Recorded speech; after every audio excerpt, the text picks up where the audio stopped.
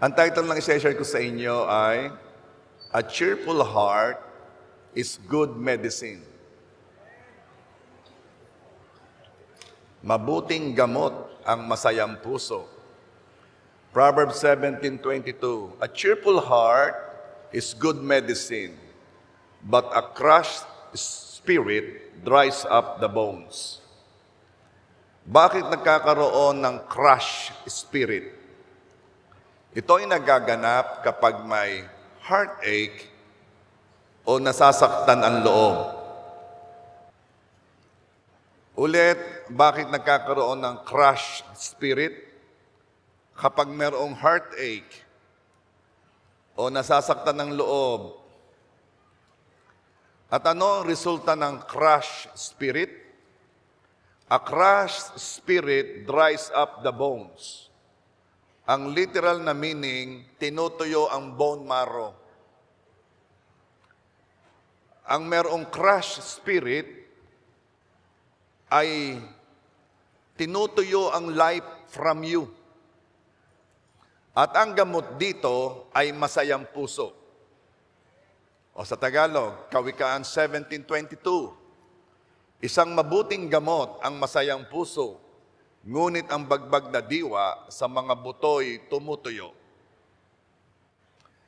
May kaugnayan ang kondisyon ng damdamin sa kondisyon ng katawan.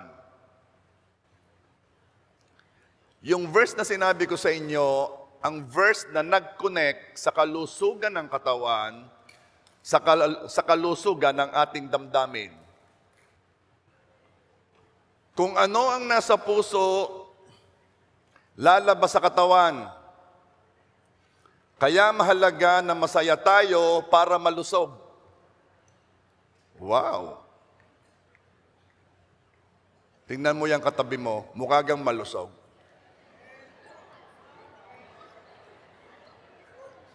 Pag yan ay malusog, yan ay masaya.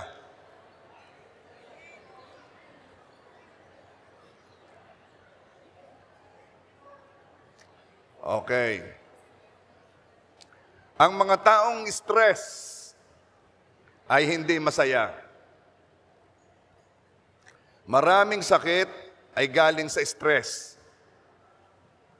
Anxiety or depression, high blood, heart attacks. Kaya, sabihin mo sa katabi mo ng may pag-ibig, sabihin mo, huwag mo akong stressin.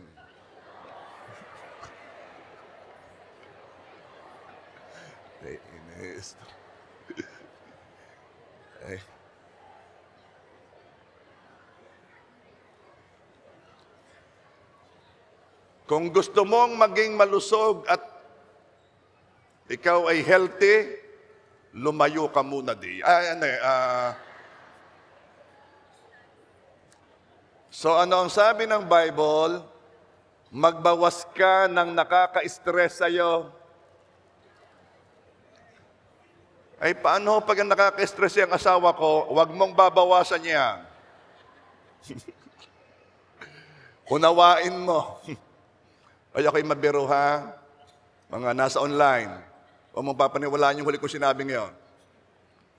Magbawas ng load ng anumang nakaka-stress sa iyo. Why? Anumang nakaka-stress sa iyo is not worth it. Pastor, ako'y nai-stress sa aking trabaho. Pwede kang mag-resign. Mas malaking stress ang pupunta sa iyo. Okay, Psalms 55 verse 22. Give your burdens to the Lord and He will take care of you.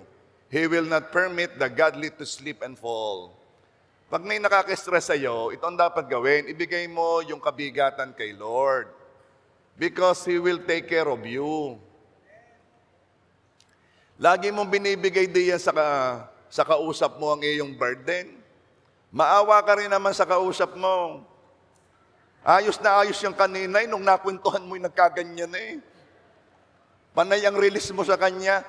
Ganito yon ha. Salamat sa mga merciful, gracious, loving. Salamat sa inyo who have a ready ear, a listening ear to someone's pain and kung ano man, pwedeng reklamo o complain. Ako ay talagang natutuwa sa biyaya ng Diyos sa inyo. Pero tapatan na lang, hanggang kailan nyo kaya? Why? Sabi ng isa, ang sarap, ako'y nakapag-release. Sabi naman nung na-releasean, anong gang aking kasalanan? Wala naman akong kasalanan. Ba't ako magkakaganito? Ano? Pero, if you are that person, I thank God sa buhay mo. Binigyan ka ng biyaya. We all need each other to lighten the burden, to lighten the Lord. The Lord. To lighten the load. Kaya, kailangang matuto tayo na magbigay ng burden kay God kasi kaya niya yon. Kaya ni God kuhanin ang burden mo. Sa Kanya ka magsabi, sa Kanya ka sa Kanya mo ilabas ang puso mo, sa Kanya, dahil miski sabay-sabay ang mga tao sa buong mundo na mag-release ng burden kay God, kaya ni God yon. Are you there?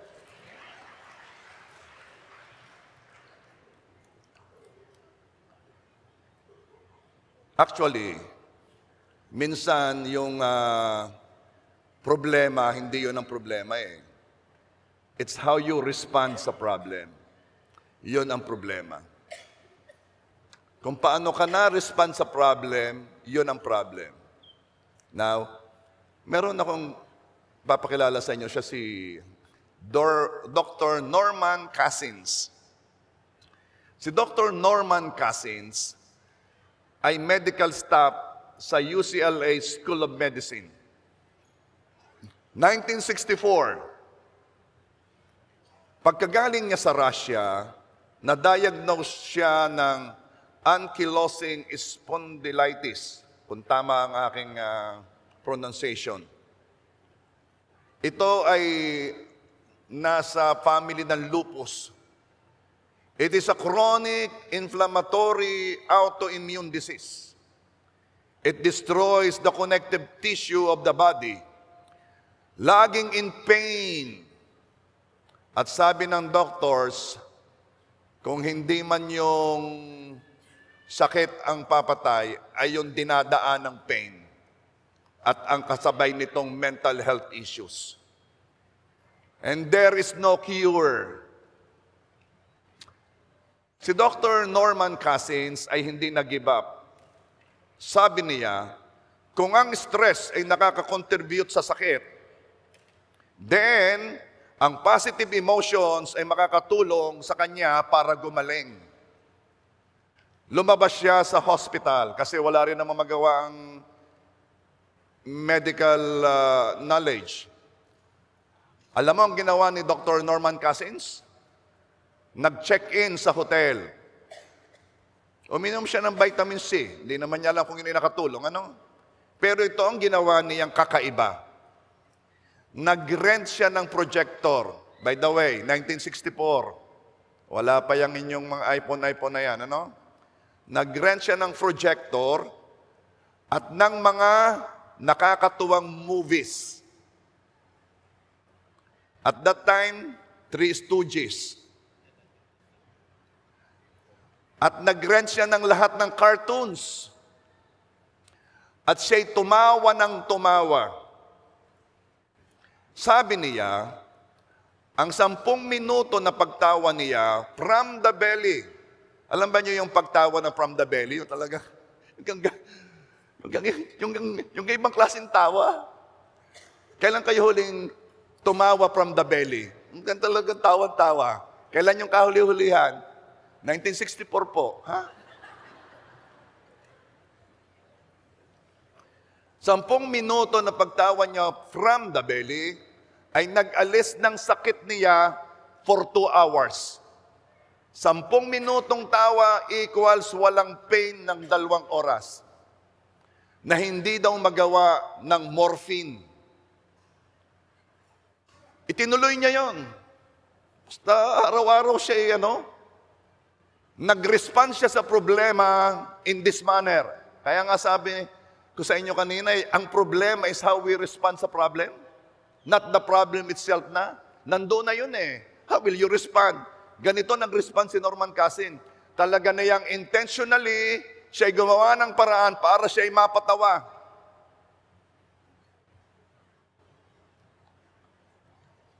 Gumanda ang kanyang kondisyon. Unti-unti, nagamit niya ang kanyang kamay at paa na noon ay hindi na niya maigalaw.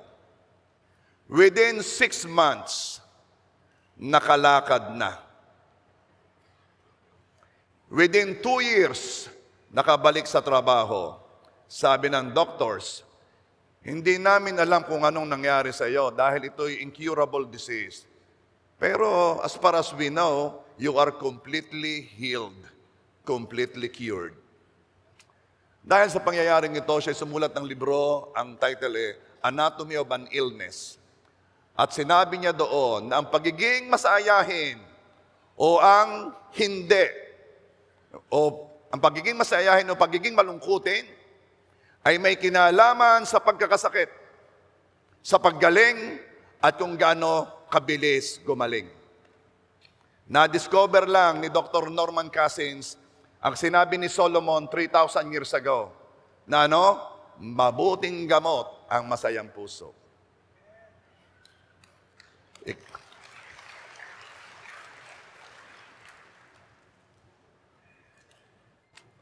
Kung ikay pumunta dito at ikay malungkot, sino may sabing lumabas na? Sobra ka naman. Ikaw, bigyan mo ng permiso ang katawan mo at ang sarili mo na ikay sumaya.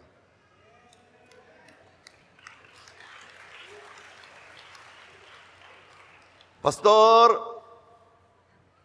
paano magkaroon ng masayang puso?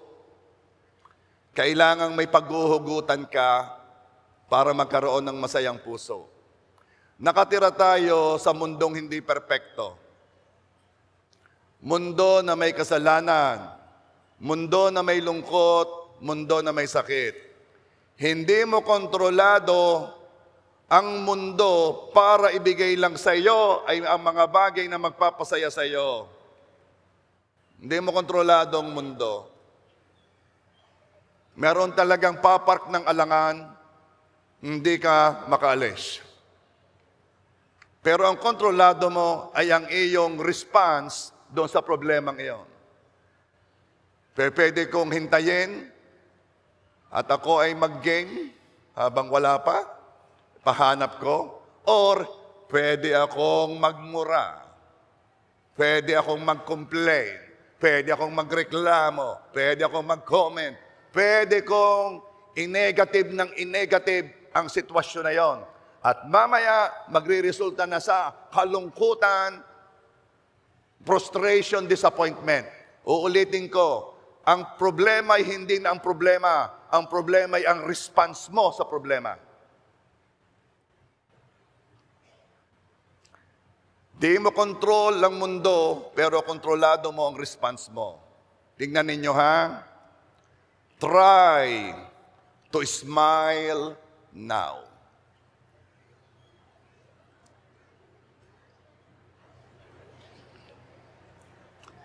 Yung talagang hindi tatawa dito, hindi ko titigilan. Nasa gitna. Smile. Ay, parang hirap na hirap eh.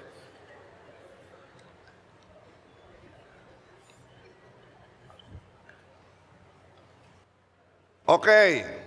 Sa mga ngumiti lamang, sa mga ngumiti. Dahil meron talagang mga pasaway eh.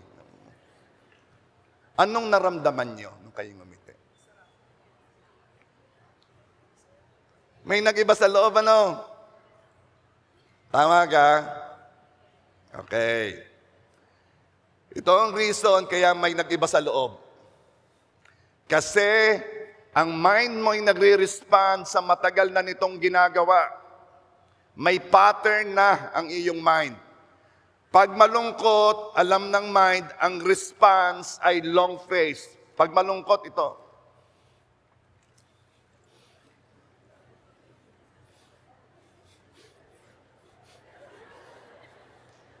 Yan.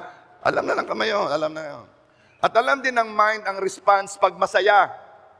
Ito ang response ng katawan pag masaya. Alam ng mind yan, may pattern yan. Pag ikay masaya, ang response ay ganito.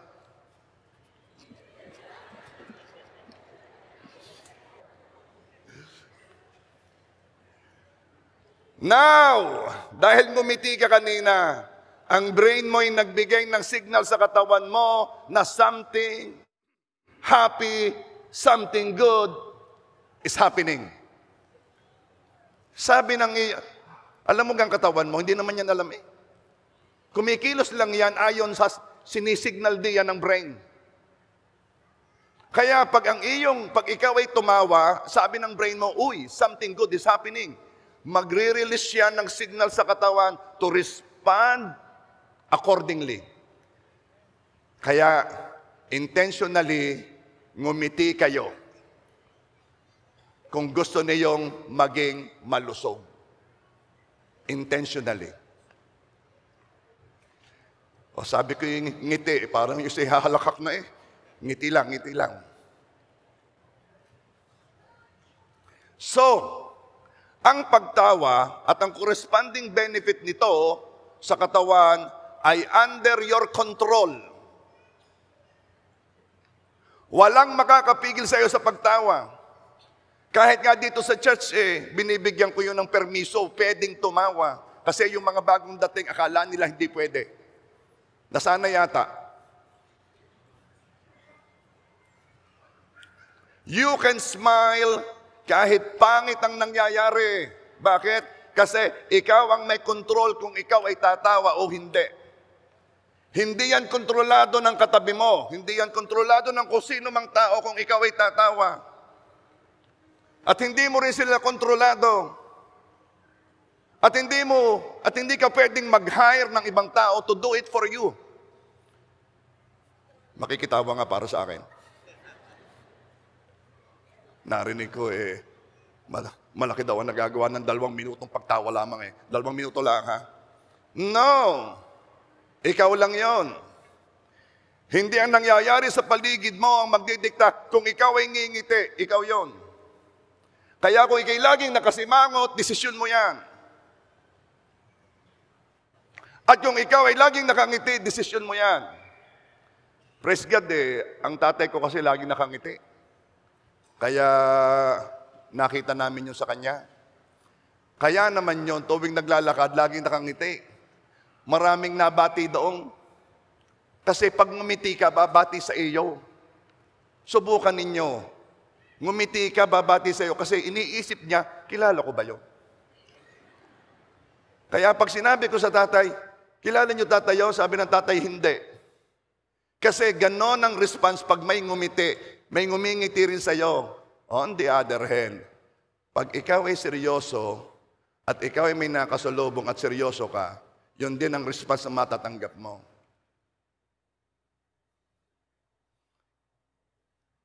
Huwag mong hintayin ang mundo na pasayahin ka. Kasi hindi kayang gawin at ibigay ng mundo yun sa iyo. Sino nakakakilala kay Selena Gomez? Yeah. Sige. Richard Gomez. Okay, si Selena Gomez meron siyang 110 million Instagram followers. Ito long time ago pa, hindi ko alam kung ilan ngayon. 110 million Instagram followers. Lamang lang sa akin ang 10. Wala akong Instagram.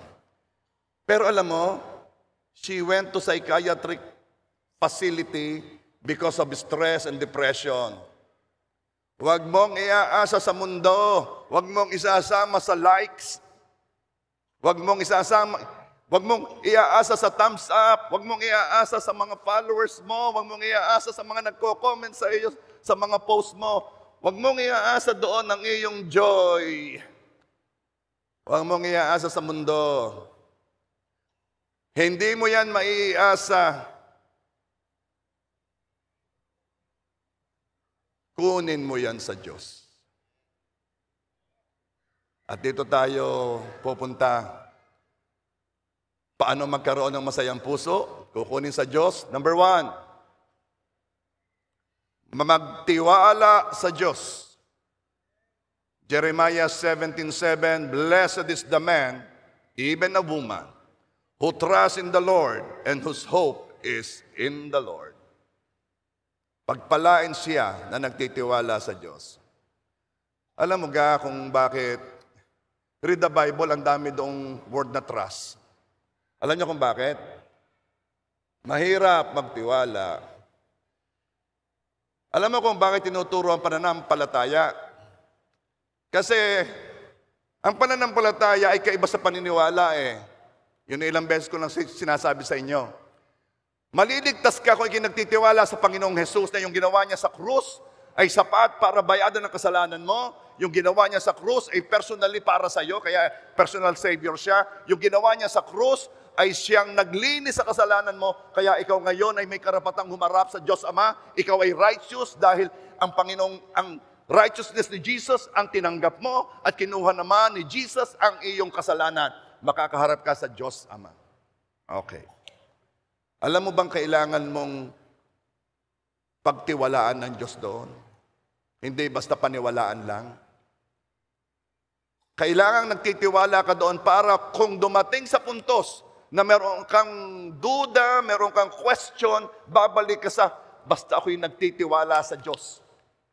So that is what makes pananampalataya. That's why it's not easy na manampalataya. Kasi ang makakapanampalataya lang on anything, sa lahat niyang hinihingi, ay ang taong marunong magtiwala sa Diyos. Ako po'y nananampalataya na darating ang araw itong mangyayari. Sige, go ahead. Pero sasabihin ko sa iyo hindi ka nagtitiwala kasi hindi ka nananampalataya kasi gusto mo lang yan. Nananampalataya ka kasi nagtitiwala ka sa Kanya. And I'm telling you, susubukin yon. Mga ilang buwan, walang nangyayari, wala kang napapansin. Ano bang nangyayari? Ang dami naman promises ni Lord. Kaya nga nananampalataya, you need trust. Kaya ito'y dapat ituro. Magtiwala sa Diyos. Ang tunay na nagtitiwala sa Diyos ay, dahil ang dami kasi nagsasabi, ako po'y nagtitiwala. Where? Ito ang taong nagtitiwala. Ang taong nagtitiwala sa Diyos ay hindi malulungkot dahil sa problema o pangit na nangyayari. Bakit? Nagtitiwala siya sa Diyos Kasi kilala niya ang pinagkakatiwalaan niya Kasi nagtitiwala ka at ang pinagtitiwalaan mo is a good God. And this good God has a good plan for you. Bakit ko iiyakan ng problemang ito ay may Diyos na may control sa problemang ito? Bakit ko iiyakan ng problemang ito ay may mabuting Diyos who cares for me? Bakit ko iiyakan ng problemang ito? Ganong ang Diyos ang aking kasama at kakampi. That, my friend, is pagtitiwala. So, kapag dumadaan ka sa problema at kayo umiiyak, kanino ka nagtitiwala? Sasabihin ko kung kanino, sa sarili mo, and you failed. Sa ibang tao, and he failed you. Once nagtiwala ka sa sino man na hindi ang Diyos, I'm telling you, ready ka ng malungkot. Pero kapag nagtiwala ka sa Diyos, may karapatan kang ngumiti dahil ang pinagkakatiwalaan mo ay hindi magbabago kailanman. Siya'y totoo.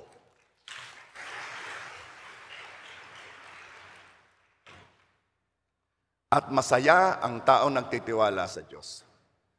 Bakit dumaan ka sa problema? Hindi ko na nalamang dumaan ka sa ganong katinding problema. Wala, hindi kita sa mukha mo. Ikaw ay masaya pa rin. Kasi may problema at wala.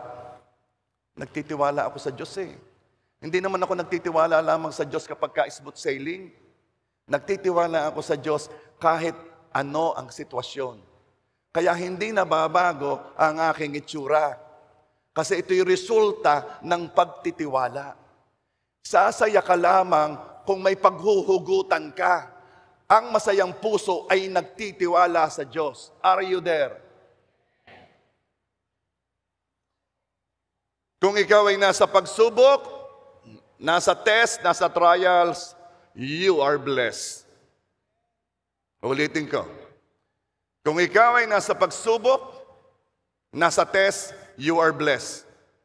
Hirap akong sabihin ito noon actually. Long time ago. Nung nasa maliit pang church, ako'y naiwas dito sa topic na ito eh. Bakit? Sino ka naman ang may gusto ng pagsubok? Pero napag-alaman ko, ang pagsubok sa buhay ay alipin ng Diyos. Ang pagsubok sa buhay ay mga pagkakataong ibinibigay ng Diyos upang turuan tayong magtiwala sa Kanya. That is the best way to teach us how to trust God. Pastor, kailangan pa ba na talagang ituro ng Diyos yan? Pwede bang isolve na lang ni Lord ang problem ko? Mahal naman niya ako. Oo nga, mahal ka nga niya, kaya tinuturuan kang magtiwala. Kasi ang pagtitiwala, ang paghuhugutan mo ng saya, ang kukuhanan mo ng reason kung bakit ka makakangiti sa anumang sitwasyon. Kung wala ka niyan, then ikaw ay napakahina sa mga pagsubok at sa problema ng buhay. Kung hindi ka marunong magtiwala, napakadali mong itulak, napakadali mong matumba. Kinatatakutan ng tao na dumating siya sa puntong wala na siyang magagawa at yung kanyang mga inaasahan ay wala na rin. Kinatatakutan ng mga tao na mangyari yon, wala na siyang masasandalan. Kaya naman, may sasabihin ako sa iyo, ang taong tinuturuan ng Diyos na magtiwala sa Diyos, ay doon talaga dadalhin ng Diyos. Ano? Yung wala na siyang magagawa, yung mga dating pinagkakatiwalaan niya ay napatunayan niyang hindi pala maasahan, doon ka dadalhin ng Diyos kapag ikaw'y dinadala ng Diyos na maturuang magtiwala sa Kanya. At kung ikaw'y dinala sa puntong iyon, praise God. I can tell it. Bless ikaw. Siguraduhin mo lamang na matutuhan mo ang lesson. Siguraduhin mo lang. Huwag mong sayangin ang pain. Some people learn the pain but did not learn the lesson ng mga pagsubok nila. Natutunan lang nila kung paano masaktan, hindi nila natutunan kung paano matuto at malaman kung ano bang itinuturo ni Lord. Huwag mong sayangin yung mga pagsubok na yan. You must come out a better Christian after that. Kaya kapag dumadaan ka sa pagsubok, ang unang mong itatanong kay Lord, Lord, anong gusto mong baguhin sa karakter ko? Anong gusto mong baguhin? Kaya dahil ganito kasi, hindi mo alam. Usually, ang mga taong may gustong ayusin sa Lord, merong ayusin si Lord sa kanila, hindi nila alam na meron dapat ayusin sa kanila. Kaya pag dumaan sa problema, saka lang sila nagkakaroon ng realization. Saka lang sila nagkakaroon ng learning. Kaya ang pagsubok ay biyaya. Sapagkat hindi mo makikita ang sarili mo kung hindi ka idadaan sa mga ganyang pagsubok. Huwag mong katakutan ang pagsubok. After that, ikay makakamuka ng Panginoong iyong sinasamba.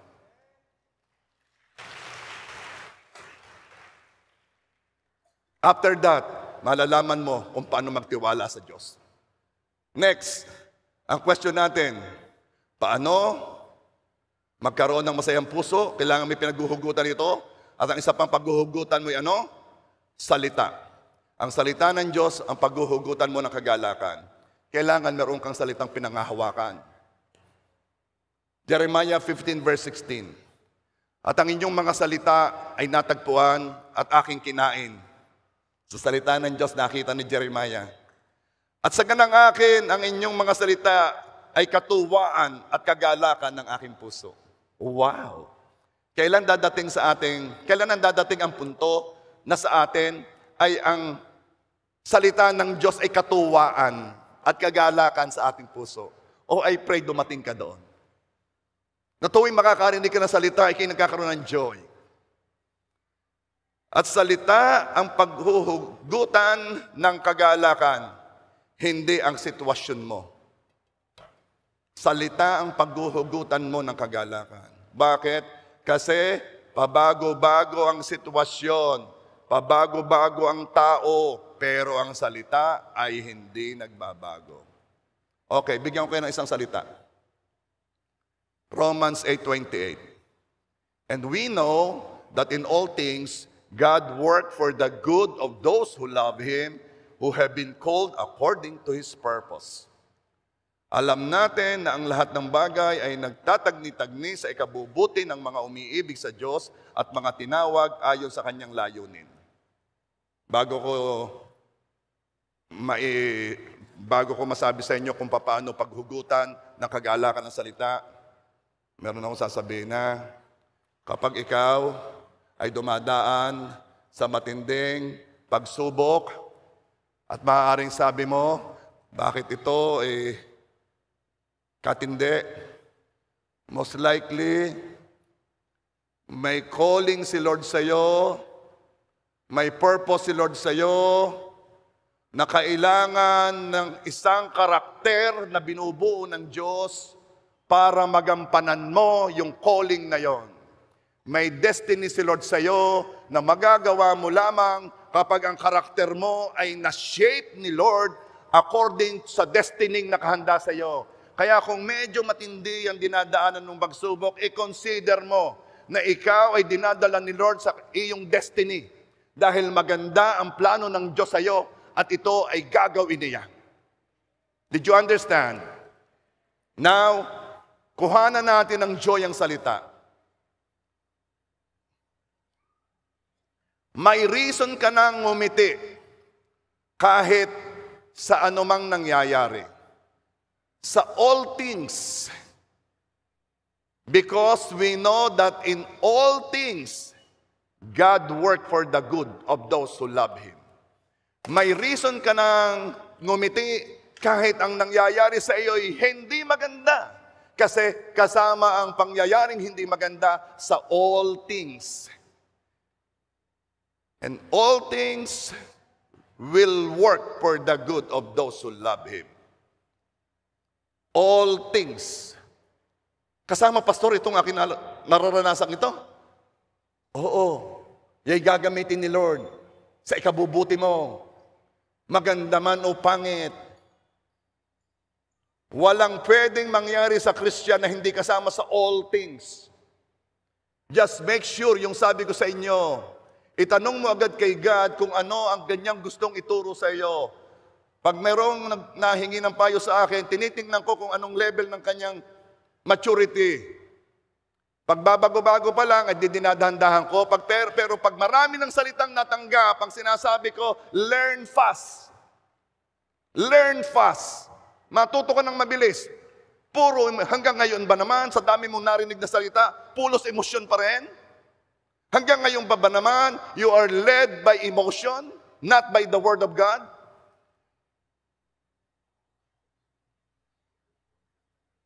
All things. Kuhanan mo ng joy ang salita. All things work for the good of those who love Him. Alam ng Diyos kung ano ang good para sa akin. Alam ng Diyos kung anong mabuti para sa akin. Therefore, itong nangyayaring ito, sa tingin ko may hindi maganda, ito ay gagamitin ng Diyos sa ikabubuti ko. Kaya kahit ikay nasa pangit na sitwasyon, makakangiti ka because deep inside, alam mo, kasama yun sa all things that will work for the good of those who love Him. God is in control in all things. Sa kaunawaang ito lang, pwede kang magkaroon ng masayang puso sa lahat ng sitwasyon.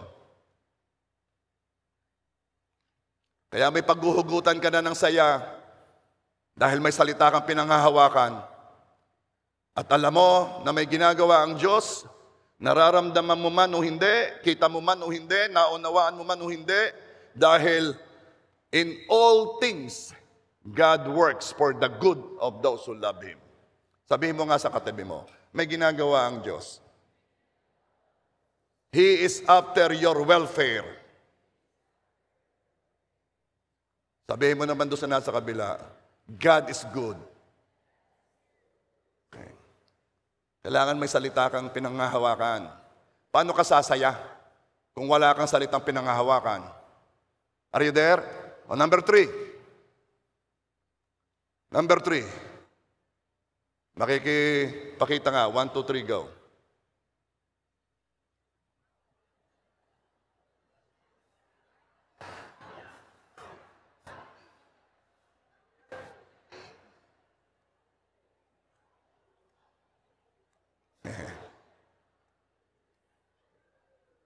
Okay. Ang pagtawa from the belly ay panlaban sa stress. Okay. Bigyan ko kayo ng medical dito, explanation. Sa pagtawa, ang katawan ay nare-relax at nagre-release sa bloodstreams ng endorphins. Anong endorphins? Natural painkillers. Kaya pag tumatawa ka, nawawala ang pain. Naalala ko, meron akong binibisita. Siya'y may cancer. Talagang he is in pain. Pag binibisita ko sa ospital, yung ilang minutong kami magkasama, pinapatawa ko ng pinapatawa. Talaga naman yung from the belly, tawan-tawa. Pag ako aalis na, sabi niya, Reb, ay talaga naman ngayon lang ako nakatawang ng wagas sa pagiging nadaloy. Talaga ako ngayon lang nakakatawa ng wagas talaga. At siya ay nababawasan ng pain. Sa moment na yon at pagkatapos, he feels good. There is something about laughing. Ang cortisol, ito naman yung hormone na nire-release ng body kapag under stress. Kapag ang isang tao ay under stress, nagre-release siya ng cortisol. Ano ang cortisol? Ito naman ay cortisol. Tulungan nga niyo ako mga medical dyan. Jolimer, alam mo ito? Itong cortisol. Stress hormones. Okay. Ito ay hindi maganda. Ibig sabihin, kaya nag-release ng cortisol, ikay under stress. Pag ikaw ay tumawa ng tumawa, ito ang nangyayari. Bumababa ito. Bumababa. Another. Natural killer cells. Ito ay type of immune cell that attacks virus and tumor cells. Dumarami naman ito sa mga tumatawa.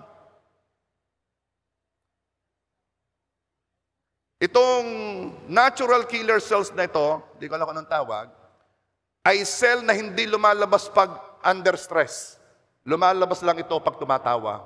Napakarami pong medical benefit ng pagtawa. Now that you know, now that we know, that merry heart is a medicine, wala nang makakapigil sa ating tumawa. Pastor, ang kagalakan ko ay nasa loob. Ano ka mo? Ang kagalakan ko po ay nasa loob. Kahit hindi ako ngumingiti, ako po ay may galak.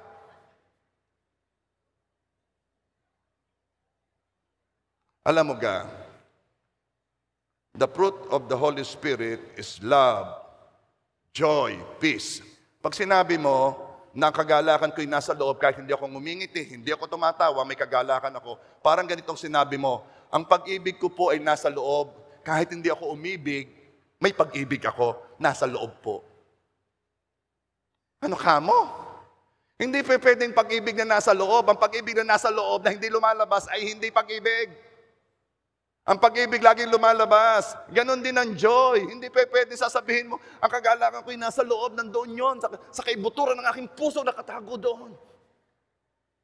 Ay kailan lalabas yon? Kapag hindi lumalabas, wala. Proverbs 15 verse 13. A happy heart makes the face cheerful.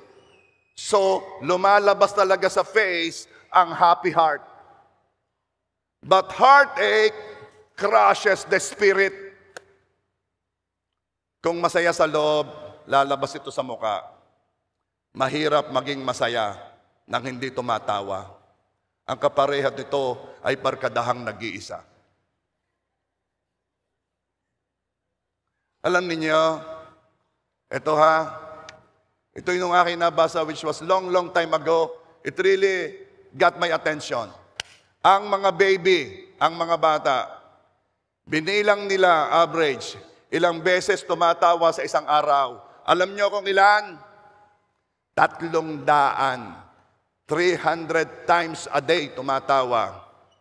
Anong ibig sabihin? We were created na masaya. We were created na tumatawa. Nung tayo ay isinilang, nilikha ng Diyos, tayo ay masaya.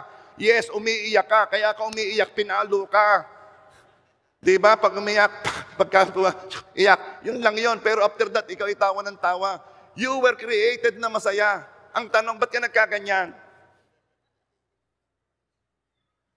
Why? Kasi bibigyan ko ulit kayo ng isang statistic.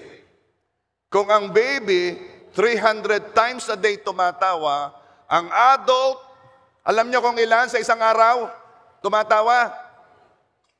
17 times. Nasaan yung 283 laughter? Saan pumunta yon? Sinong umagaw sa inyo ng inyong tawa? Sinong nagnakaw ng iyong ngiti? Ito. Hindi yon ang ibig kong sabihin. Somewhere along the way, nawala ang tawa mo. What happened? Noong dalagay, masayahin. Noong napangasawa, bakit nabawasan?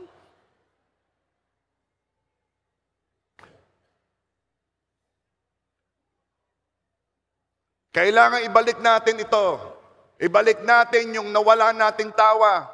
283 ang nawawala, kapatid. Malaki-laki ang babawiin mo. Kaya intentionally tatawa ka kahit walang dahilan. Sabihin mo lamang, may binabawi ako. O yan, 280 na, 280 na. Normal sa atin ang tumawa.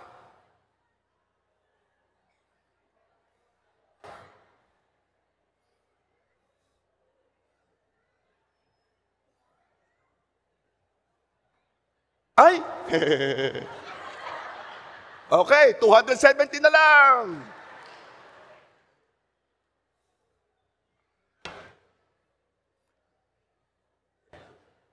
Maging palatawa tayo.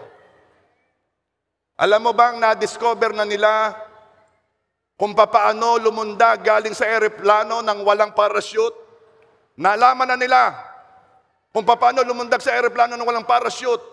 Pero isang beses mo lang daw magagawa.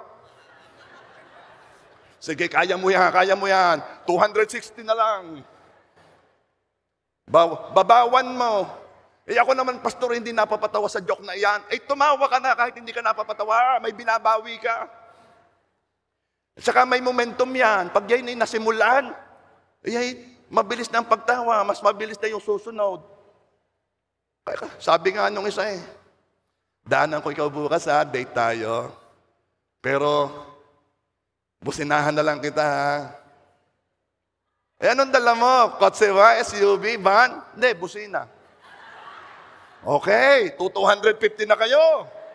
Yung mga yon, wala yatang balak bumawi. Ang pagtawa'y mahusay na exercise sa lungs.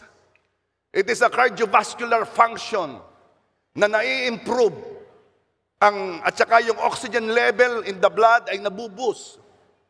20 seconds of laughter ay katumbas daw ng 2 minutong nasa rowing machine. Nahuling nagmumotor, walang helmet, kamahal ng binayadan. Next day, nahuli ulit, sobra na kayo, may helmet na ako. Oo nga, wala kang motor. 200 na, 200 na. Practice. Number 4. Ibang tumawa mga nandini. Ano nangyari sa inyo? Sino nanakit sa inyo? Sino? Okay. Number 4. Practice being happy. Yeah, it is a practice, exercise. Kailangan ng renewing of the mind. Hindi ka malungkot dahil lang nangyari sa iyo. Malungkot ka kasi nagpasya kang maging malungkot. May mga habits na pwedeng baguhin. Anong habits yan? O listen, huwag mong i-word ang iyong nararamdaman. Huwag mong salitain. Bored ako, bored. Bored ako. Kasi pag sinalita mo, na-amplify yan. Para yung speaker. Ang hina ng salita ko, ang lakas ng dating sa inyo. Ganon ang nagagawa kapag sinalita mo ang nararamdaman mo. Ako'y sad. Tapos hahanap ka pa ng makausap. Ako'y sad. At sabi ng makakausap mo, bakit ka sad? Nag-dwell kayo, na-amplify ng na-amplify. Pati ang iyong mind nag-concentrate sa sadness kasi yun ang topic. Ay kung sinisimulan mo, practice being happy. Paano nagpa-practice ng being happy? You say what you want to be, not what you feel. Ako ay masaya, ikaw ay masaya, tayong lahat ay masaya. Amen.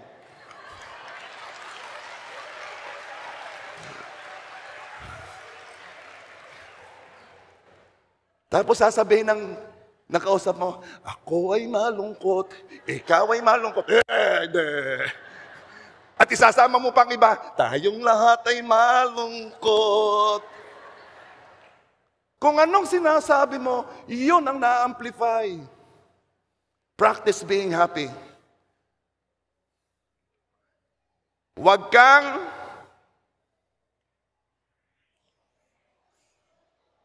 anong tawag dito? Ba't ka nakahalumbaba? Malalaglaga. Kasi pag nakahalumbaba ka, nagpa-practice ka ng boredom. You're practicing boredom. O pagiging bored. That is how to be bored. Subukan ninyo. Ingay pala noon. Subukan ninyong mag-preach ako ng ganito, buong how to be happy.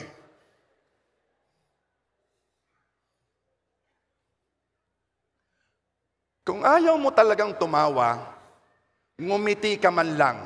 Introduction yun. Mas madaling ngumiti kaysa sumimangot. Next, practice being happy. Lumabas ka. Huwag laging nasa bahay lang.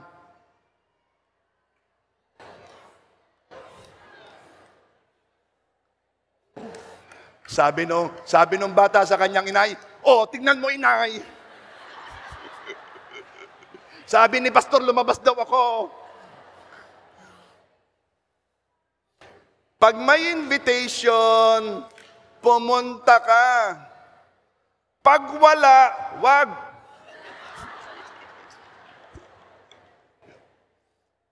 Ang saya na-amplify pag may kasama. Ako naman ay lumabas, hindi rin man ako sumaya. Try again. Huwag kang mag-quit. Kahit babawang ko talaga, hindi ako mapatawa I-fake mo. Hindi alam ng katawan mo na fake ang tawa mo.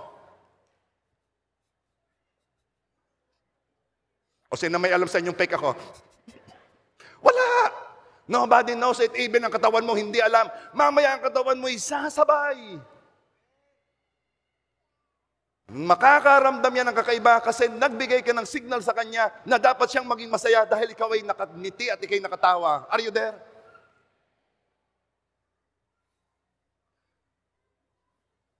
Magpuproduce pa rin ng endorphin sa katawan kahit ang tawa mong fake. Hindi niya alam Alam niyo kami nasa Hong Kong ni Pastora Melody. Tumulog kami sa hotel at ang sabi sa amin, okay, magtuturo ng 9:00 at pagbaba namin sa lobby, may susundo sa amin. Okay, tumulog kami. Tapos, nagising ako. Nagising ako, sobra.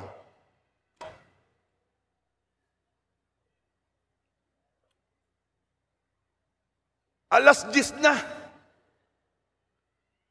Mag-aalas 10 na ng umaga. Alas 9 ang simula ng service. Kinising ko si Melody. Madali, dali, dali. Alas 10 na, mag-aalas 10 na. Ligo kami. Oh, dali, dali, naku. Inimbita ka sa Hong Kong, preacher ka, late ka. Dali, dali, dali. Oh.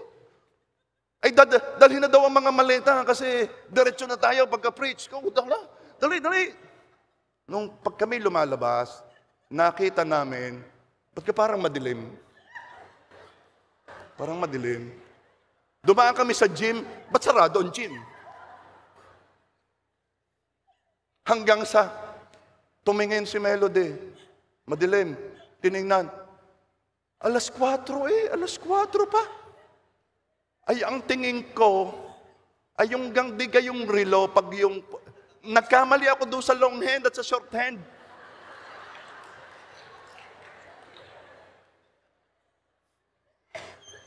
Yung ginising mo sa sarap ng tulog, ano sa palagay mo ang tingin nun sa iyo? Ako kayo tumingin pa, maaga pa nga. Balik ulit.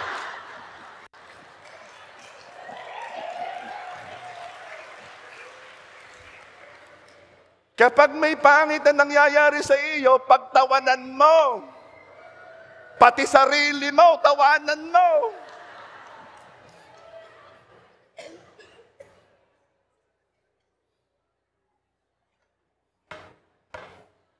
Hindi kailangan tumawa lang kung masaya.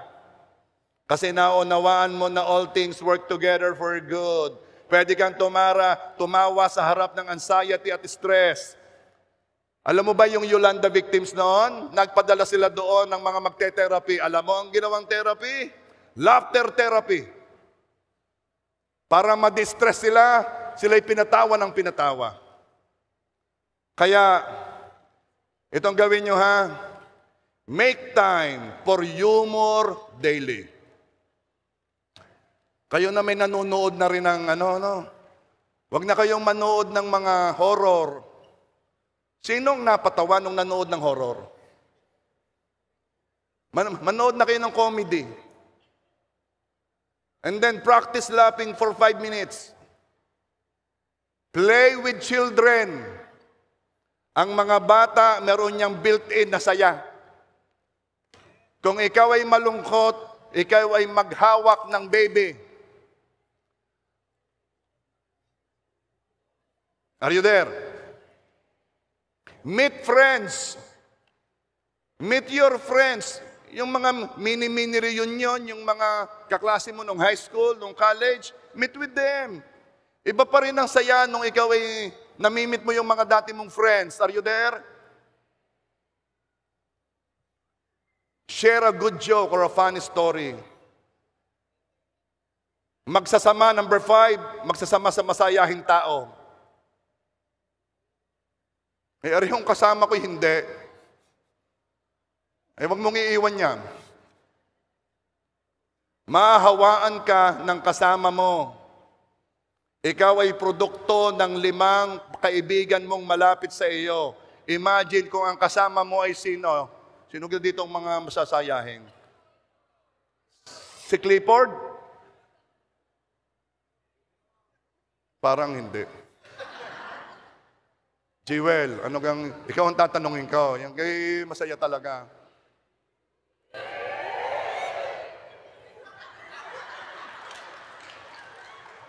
Pwede kang ituunin yung camera kay Clifford para makita sa online.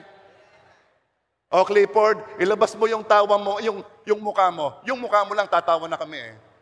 Yun po. Huwag mong guluhin ang camera. Ulit. Clifford, yung tawa mo. Yung ikaw lang. Yung hindi pinipilit. Yung pag malapit na mag-propose.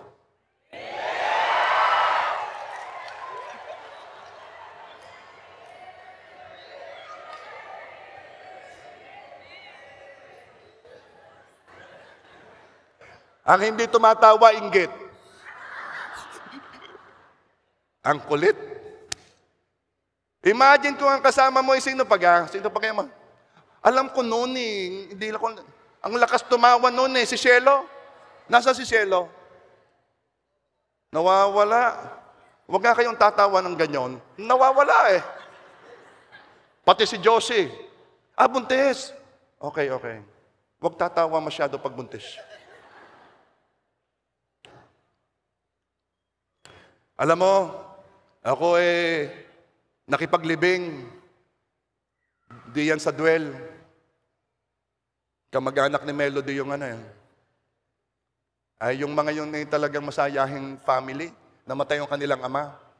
Ay di, nailibig na picture, nagpipicture. Sabi ka nung anak, picture tayo. Waki. Parang kahirap nang nakikipaglibing ka, nagpapipicture, may waki ka pa. Waki!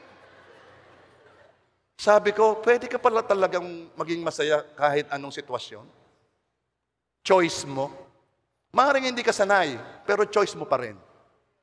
Ikaw na matagal nang nalulungkot, tama na, alis na di yan. Choice mo yan. Ha?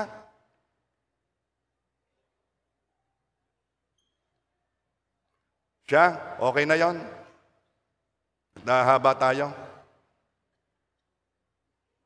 Meron pa akong 2 points pero okay na yun.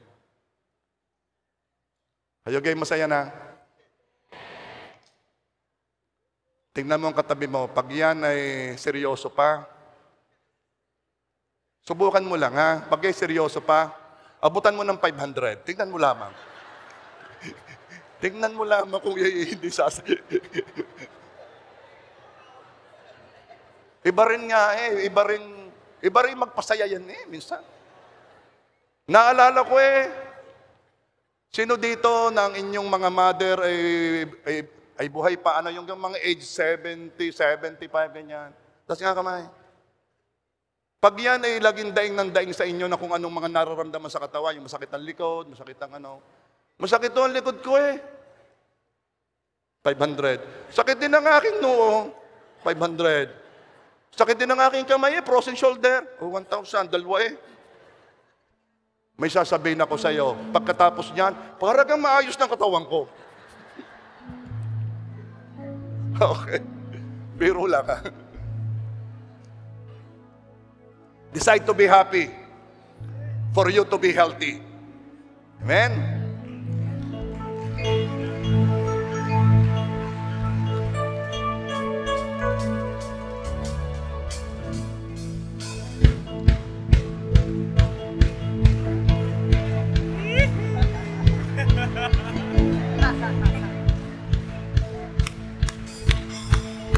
Palakpak po natin ang ating mga kamay. Come on!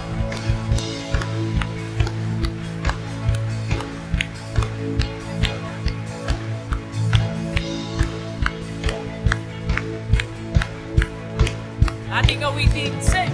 Kakalakad ko, O Diyos, ay ikaw. Sa presensya mo'y kalakasan ko'y umabaw. At kahit na may problema, ay kaya mo. Sa gitna ng pagsubok, ako ay sasama. Magpupuri sa'yo.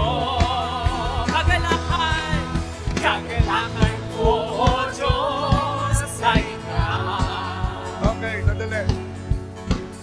Tatawag lang ako ng 2 tao 2 lang.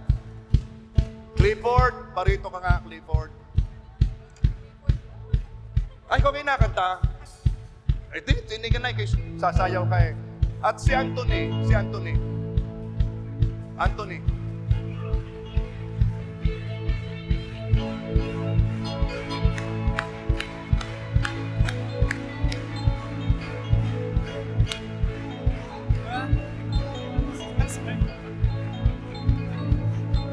At kakalakan ko, O Diyos, sa ikaw. Sa presensya mo'y kalakasan ko'y mababaw.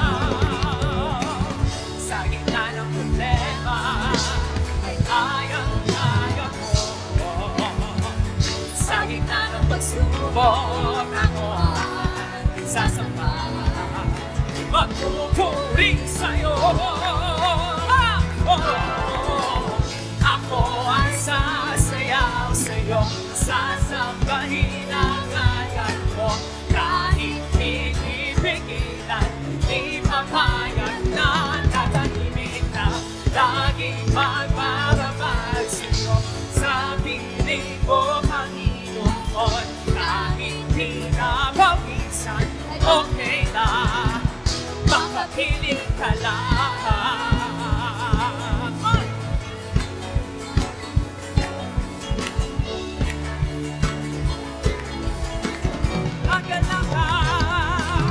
Kagalakan ko, O Diyos, ay ikaw.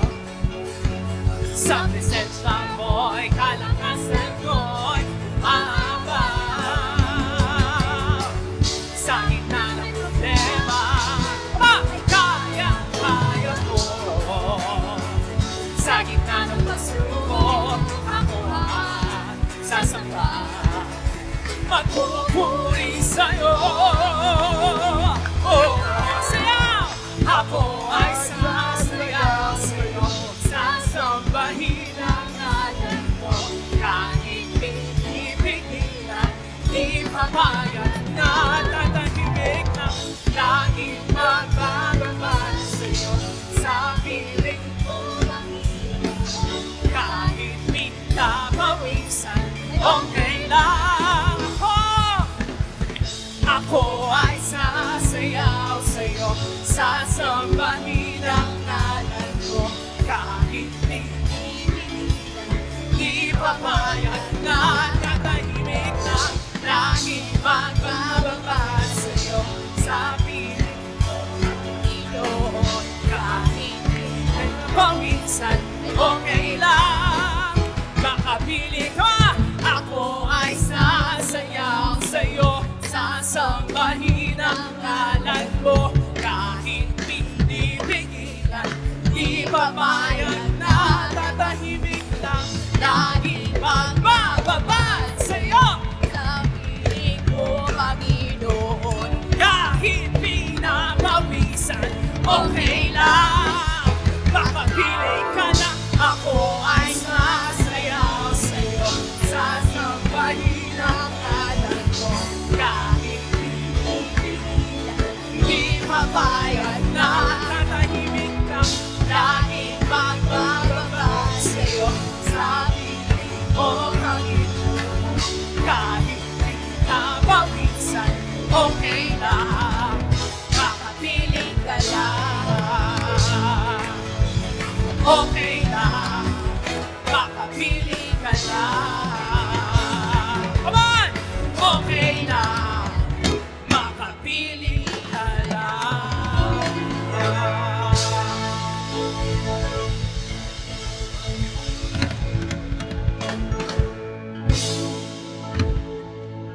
Praise God. Kanina ba't di pa yan nalilimutan ng dalawang batang itong aking tinuro, ha? Pero nakita ko may sumayaw ng konti, may sumayaw ng sayaw na sayaw. Again, naulitin ko, ha? Choice mo. Choice mo yan.